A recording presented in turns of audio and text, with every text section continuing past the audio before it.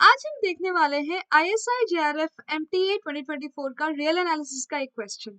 तो let us straight away go to the question. हमको question में ये गिवन है that we have a sequence of functions fn। तो हमको fn कैसा गिवन है? fn of x equals to n square by n square plus x square, right? And this is defined for all x belongs to R. And हमको prove क्या करना है? हमको prove ये करना है that the sequence of functions converges uniformly on bounded intervals but the sequence does not converge uniformly on R. तो हमको दो चीजें क्लेम करने को दिया गया है. What are the two things we need to claim? The first thing is this sequence of function, this converges uniformly on the bounded intervals of R. ये हमारा पहला क्लेम है. एंड हमारा दूसरा क्लेम क्या है? That this sequence does not converge uniformly on R. This does not converge uniformly on R. ये दो चीजें हमको क्लेम करना है. तो सबसे पहले हम पार्ट ए को प्रूव करते हैं. हमको सीक्वेंस ऑफ फंक्शंस गिवन क्या है? That fn of x is equals to n square divided by x square plus n square, right?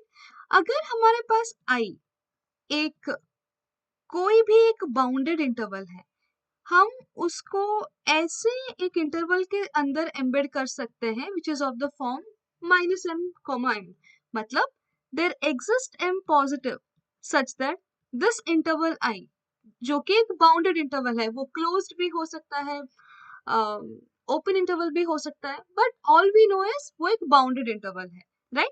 तो इसको हम एक ऐसे इंटरवल के साथ ये कर सकते हैं which is of the form -m, where m is strictly positive, right? तो अभी इससे क्या हो रहा है that हम कोई भी एलिमेंट ले i से, तो we can say that mod of x is less than equals to m, है ना? Now we have this sequence of functions fn of x. सबसे पहले हम इसका पॉइंट वाइज लिमिट को हम फाइंड करते हैं. इसका पॉइंट वाइज लिमिट क्या होगा? Limit n tends to infinity of fn of x. अगर हम इसको फाइंड करें तो इसको हम डिवाइड कर सकते हैं n स्क्वायर से, न्यूमरेटर और डिनोमिनेटर में, right?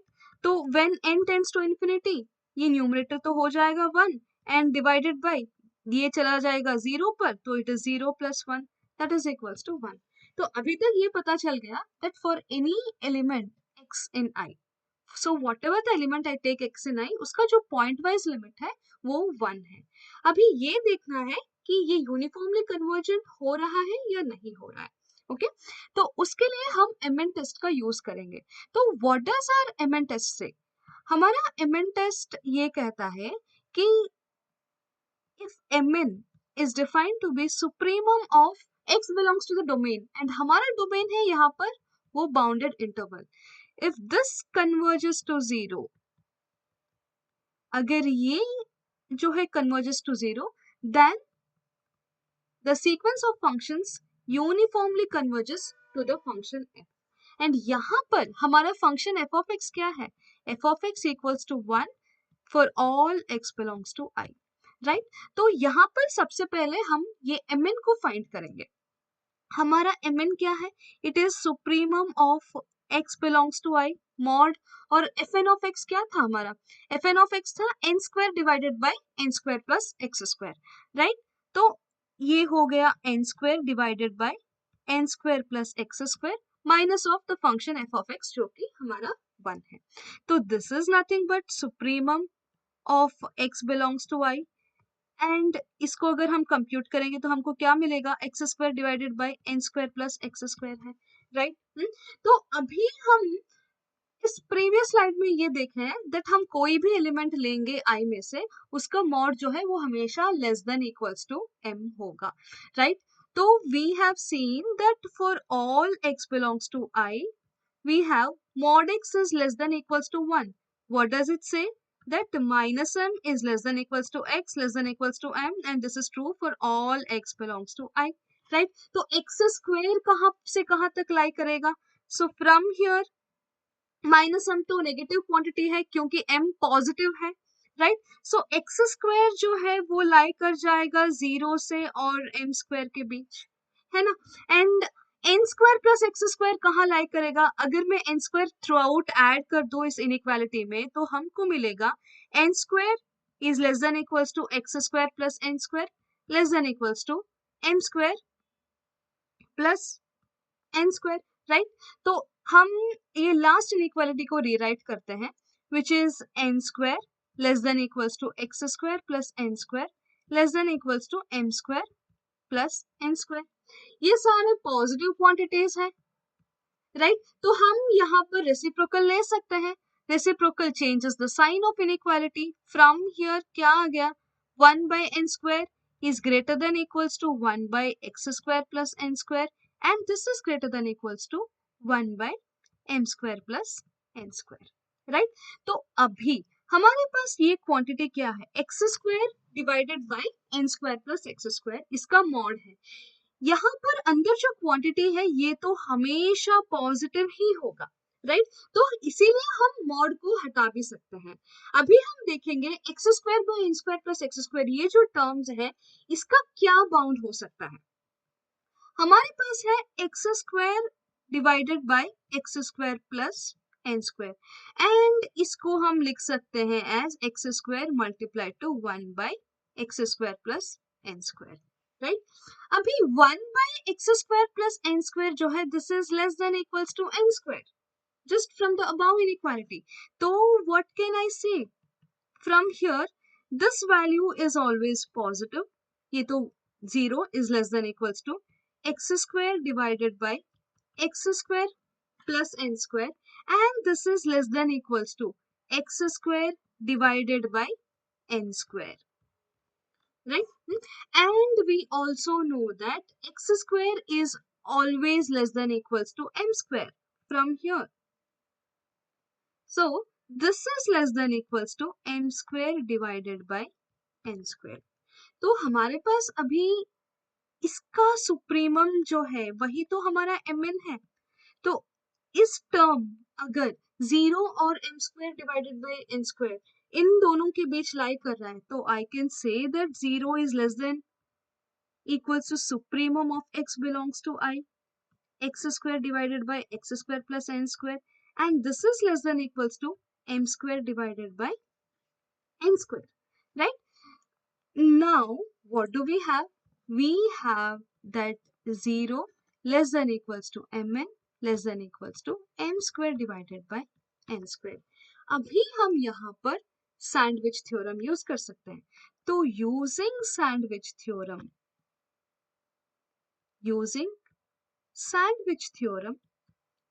we can say that this sequence जो mn है this converges to 0। As this converges to 0, the sequence of functions जो fn है, this uniformly converges to the function f on bounded intervals of real line, on bounded intervals of real line। ये हो गया हमारा पहला statement का proof. अभी हमको सेकेंड स्टेटमेंट क्या गिवन है, that the sequence fn does not converge uniformly on R। This is something what we have to prove। अभी हम वापस से सीक्वेंस ऑफ फंक्शंस fn पे जाते हैं। हमारा सीक्वेंस कैसा डिफाइंड है, fn of x equals to n square divided by n square plus x square, right.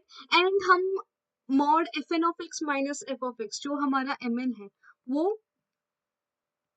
कैसा डिफाइंड था, इट वॉज सुप्रीमम ऑफ, यहाँ पर ऑन r की बात हो रहा है तो हम supremum of x belongs to r की बात करेंगे which is mod fn of x minus of f of x and हमारा फंक्शन f of x ये भी 1 ही होगा because हम जब इसका पॉइंट वाइज लिमिट निकाल रहे थे तो x पर हमारा कोई रिस्ट्रिक्शन नहीं था, है ना। For any x we had this point wise limit to be equal to 1, तो यहाँ पर भी मेरा फंक्शन f of x 1 ही होगा। तो ये वैल्यू तो हम ऑलरेडी कंप्यूट कर चुके हैं तो we can straight away take it from that. ये वैल्यू क्या आया था, x square divided by n square plus x square. But यहाँ पर फर्क यही है कि हम x square less than equals to m square नहीं लिख सकते हैं, एज वहां पर एक्स एक बाउंडेड इंटरवल के अंदर था, that's why x less than equals to m था, बट यहाँ पर एक्स पूरे रियल लाइन में से कुछ भी वैरी हो सकता है। तो इसीलिए अगर हम x के जगह पर हम n पुट करें तो क्या होगा, अभी हमारे पास जो वैल्यू है mod f n of x minus of f of x, ये तो ठहरा x square by n square plus x square, right. तो अगर हम x के जगह पर n पुट करें तो क्या होगा, n square divided by, this is when x is equals to n, and इसका वैल्यू हो गया n square plus n square, right. ये हो गया n square divided by 2n square which is equals to 1/2, है ना।